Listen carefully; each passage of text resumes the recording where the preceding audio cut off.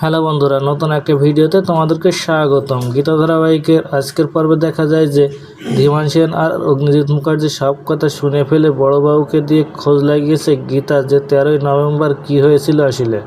এদিকে গীতা ধীমান সেনের কোনো কথা শুনতে না দেখে বলে, অগ্নিজিৎ মুখার্জি, আপনি আপনার মেয়েকে বাড়িতে ফিরিয়ে এনে কিপারের সাথে বিয়ে দিয়ে দেওয়ার ব্যবস্থা করুন, আর আমি গীতার একটা ব্যবস্থা করে দিচ্ছি যাতে করে আমরা সবাই সেফ থাকি।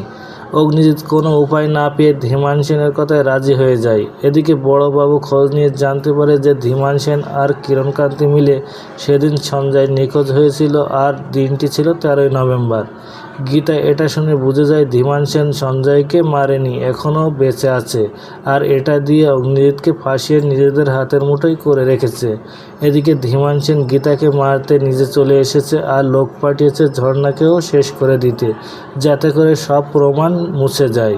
এদিকে গীতা বড়োবাবুকে সাথে নিয়ে সঞ্জয়কে খুঁজে বের করে কিরণকান্তি একটা পুরনো পার্টি অফিস থেকে আর গীতাকে মারতে গিয়ে গীতার সাথে সঞ্জয়কে দেখে মাথা ঘুরে যায় ধীমান সেনের।